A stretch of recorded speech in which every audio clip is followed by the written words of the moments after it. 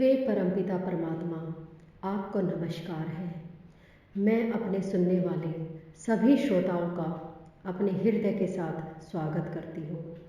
जब हम ध्यान करते हैं तो हम यूनिवर्स के साथ कनेक्ट हो जाते हैं, परमपिता परमात्मा के साथ कनेक्ट हो जाते हैं, डिवाइंस के साथ कनेक्ट हो जाते हैं, ईश्वर के साथ कनेक्ट हो जाते हैं। आप चाहे जो भी शब्द दें, उसके लिए हर शब्द एक ही है। जी हाँ, परमपिता परमात्मा जो आनंद का स्वरूप है, प्रेम का स्वरूप है, उसे ढूंढने के लिए जाने कितने लोग कितनी तरह की तपस्या करते हैं। हम बहुत ही भाग्यशाली हैं कि हमने ऐसे समय में जन्म लिया जहाँ पर हमें कई वर्षों की तपस्या नहीं करनी पड़ती। बस एक बार प्रेम से उसे बुलाना पड़ता है और वो पल भर में हमारे पास आ जाते हैं। जी हाँ, अब आप सोच रहे होंगे कि मैं कैसी झूठी बातें कर रही हूँ, क्योंकि हम तो जब बुलाते हैं तब तो नहीं आते, फिर इनके बुलाने से कैसे आ जाते हैं। जब कोई भी धार्मिक व्यक्ति आपके सामने आता है तो अच्छा विचार नहीं आता, बल्कि बुरा विचार आता है। हम सोचते हैं कि देखो भीख मांग के कमा रहा है, कोई काम क्यों नहीं करता, लेकिन एक बार भी नहीं सोचते कि वो शायद ऐसा अपने अहंकार को दूर करने के लिए कर रहा होगा। देखिए, परम पिता परमात्मा तक पहुंचना बहुत ही सरल है, बस वक्त लग जाता है हमारे रास्ते में। हम सोचते हैं कि वो हमसे बहुत दूर है, इसीलिए वो हमसे बहुत दूर हो जाता है। लेकिन जिस दिन हमें परमपिता परमात्मा का ज्ञान प्राप्त होता है, उसका प्रेम प्राप्त होता है, तो हमें समझ में आता है कि हम कैसे बुद्धिहीन थे, कैसे बेवकूफ़ थे जो उसे दूर मानकर बैठे थे। वो तो हमारे पास है, हमारे साथ है, हमारे हृदय में है। वास्तव में मैं ही स्वयं उसमें समाया हुआ हूँ और वो मुझ में समाया हुआ है। जी हाँ, परमपिता परमात्मा के पास वैसे तो शक्तियों का भंडार है, लेकिन दो शक्तियाँ ऐसी हैं जिनके बारे में आज मैं बात करूँगी। प्रेम की शक्ति और क्षमा की शक्ति। जी हाँ, प्रेम की शक्ति और क्षमा की शक्ति। प्रेम, अथाह प्रेम, अनंत प्रेम, ऐसा प्रेम जिसे शरीर में बांधा नहीं जा सकता, जिसके विचारों में इतनी सीमाएं हैं कि हम जितनी भी सीमाएं बनाते हैं वो सबको तोड़ता चला जाता है। जी हाँ, उस प्रेम को हम शब्दों में नहीं बता सकते।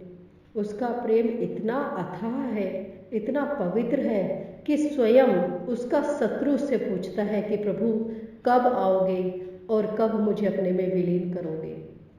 जी हाँ, ये माया नहीं बल्कि प्रेम की शक्ति है कि स्वयं एक अहंकारी भी उनके चरणों में पड़ जाता है और वो उसे भी प्यार से देखते हैं। उसकी नज़रों में सब समान है, अच्छे कर्म वाले भी और बुरे कर्म वाले भी। वो सबको प्यार करता है। ये तो बस हम ही हैं जो सोचते रहते हैं कि वो हमें प्यार नहीं करता और हमसे दूर है।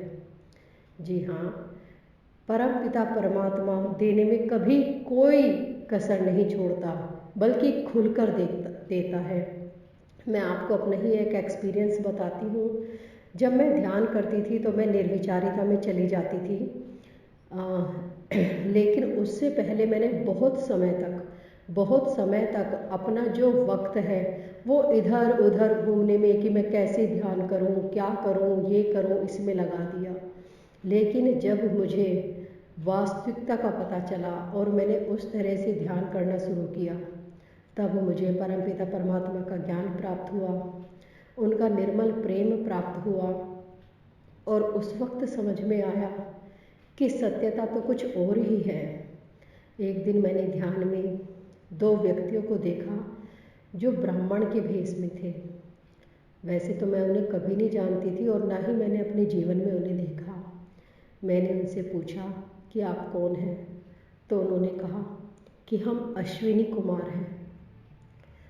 ऐसा नहीं है कि मैंने कभी अश्विनी कुमार के बारे में सुना नहीं था, सुना तो था, लेकिन सोचा था कि शायद वो देवताओं की तरह रहते होंगे, मुकुट पहनते होंगे, इस तरह के वस्त्र पहनते होंगे। लेकिन जब मैंने उन्हें देखा तो वो एक ब्राह्मण के भेष में थे।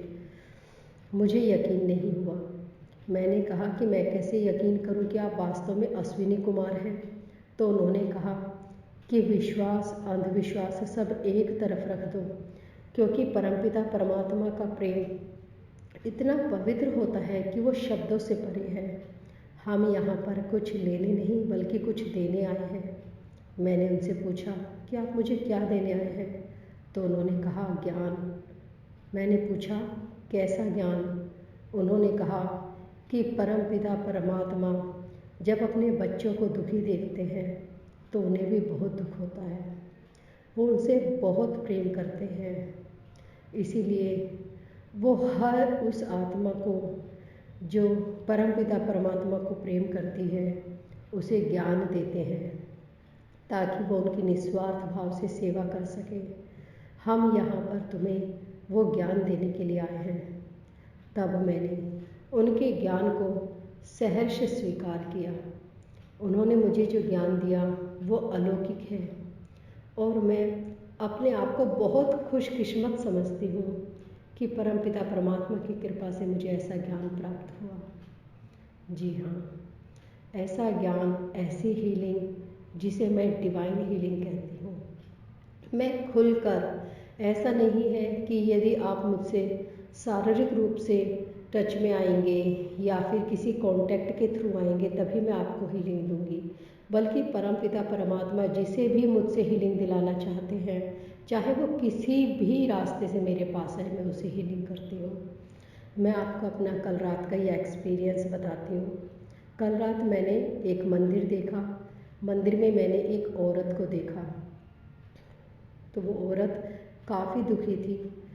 मैं समझ नहीं पा रही थी कि औरत कौन है, क्योंकि मैं उसे नहीं जानती। फिर मैंने क्वेश्चन किया, क्योंकि मुझे मैसेजिंग हो जाती है, मैंने आपको पहले भी बताया था। मैंने उनसे क्वेश्चन किया कि ये कौन है और आप मुझसे क्या चाहते हैं?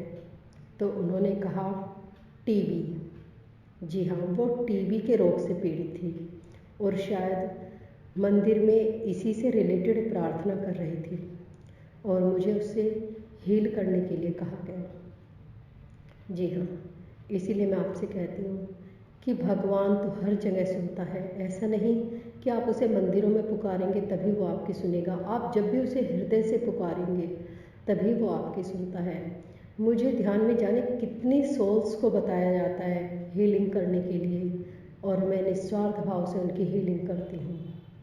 मैंने अपने आप को परमपिता परमात्मा की सेवा में समर्पित कर दिया।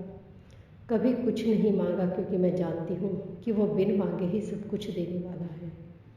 जी हाँ, यदि आप मुझसे कांटेक्ट के थ्रू कनेक्ट होना चाहते हैं या मुझसे डायरेक्ट कनेक्ट होना चाहते हैं तो आप मुझे मेरे जीमेल अकाउंट पर मैसेज कर सकते हैं। आपको मेरी ये वीडियो कैसी लगी मुझे ज़रूर बताइए। धन्यवाद।